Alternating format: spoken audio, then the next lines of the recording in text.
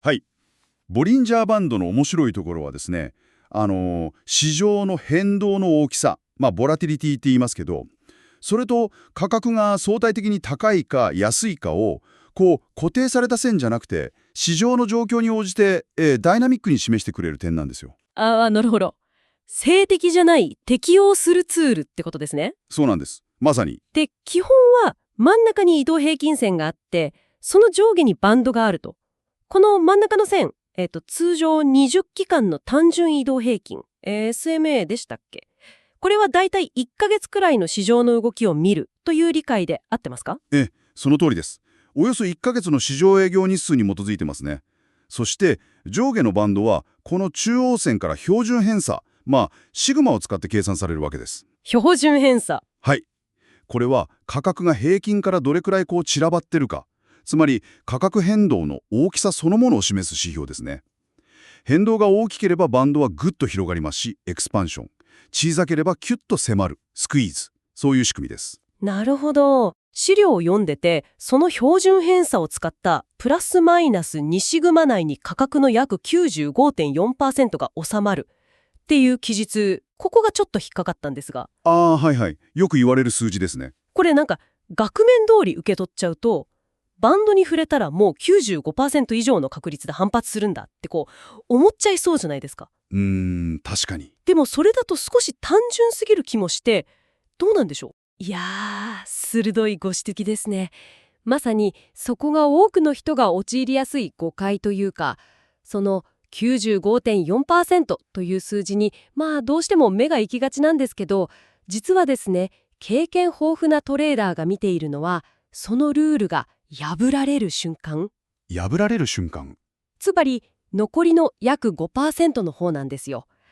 価格がバンドの外にポンと出たり、あるいはバンドに沿ってずーっと動き続けるバンドウォークという現象。へー、バンドウォーク。これこそが強いトレンドが発生したとか、そういう重要なサインになり得るんですね。だから宝の山はむしろこの 5% の方にあるとも言えるかもしれない。うわー、それは面白い視点ですね。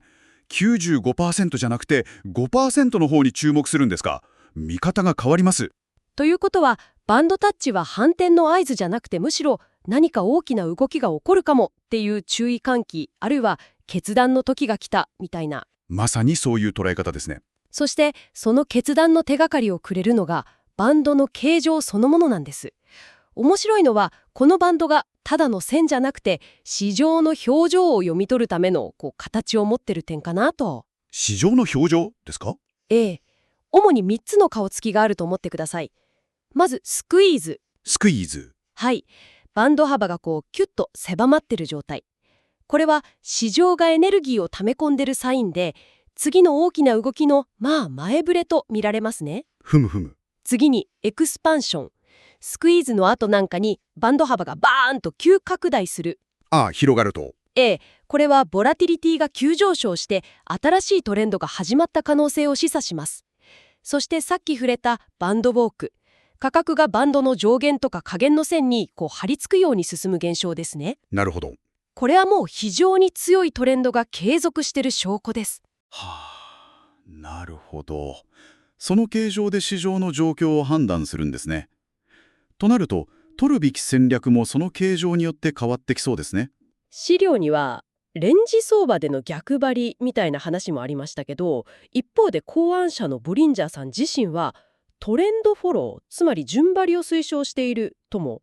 このあたりどう使い分けるかがやっぱり鍵になりそうです。まさにその使い分けこそが核心部分ですね。重要なのは市場状況、つまりバンドの形状が戦略を決めるという考え方なんです。形状が戦略を決める。スクイーズなら、待つ。下手に手を出さない。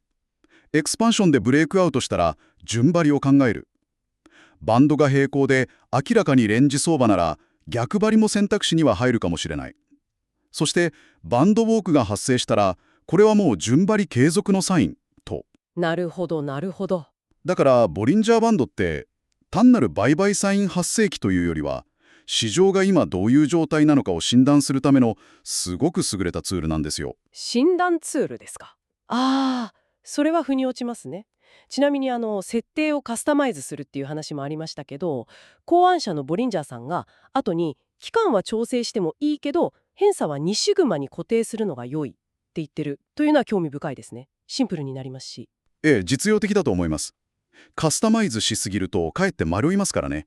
そして何より大事なのは、ボリンジャーバンド単独で使うんじゃなくて、例えば MACD とか RSI とか、他のテクニカル指標と組み合わせることですね。やっぱり組み合わせが重要。そうです。複数の視点から確認することで、いわゆる騙しを避けたり、シグナルの信頼性を高めたりできる。もっと大局的に見れば、長期足のトレンドとか経済指標とか、そういう大きなコンテキスト、文脈の中でバンドを使うことがやっぱり成功の鍵になってくると思います。ということは、まとめると、ボリンジャーバンドは市場の変動性と価格水準を視覚化してくれると。で、特にバンドの形状、スクイーズとかエクスパンション、バンドウォークを読むことで市場を診断して適切な戦略を選ぶ手助けになる。ただし単独じゃなくて他の情報と組み合わせてもっと大きな文脈の中で使うべきということですね。まさにその通りです。非常によくまとめられています。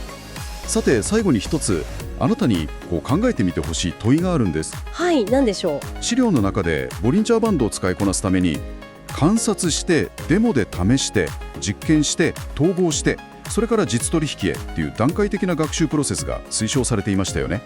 ありましたね。段階的にと。この段階的なアプローチって何もトレードに限った話じゃないと思うんです。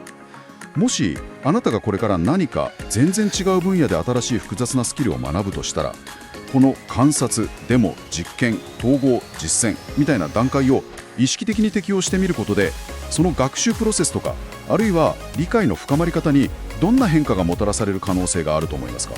ちょっと考えてみていただけると面白いかもしれません。動画の情報はあくまでも素人の個人的な分析です。動画の内容は参考程度にしていただき、投資対象へはご自身で十分精査していただくことを推奨し、投資は自己責任、自己判断でよろしくお願いいたします。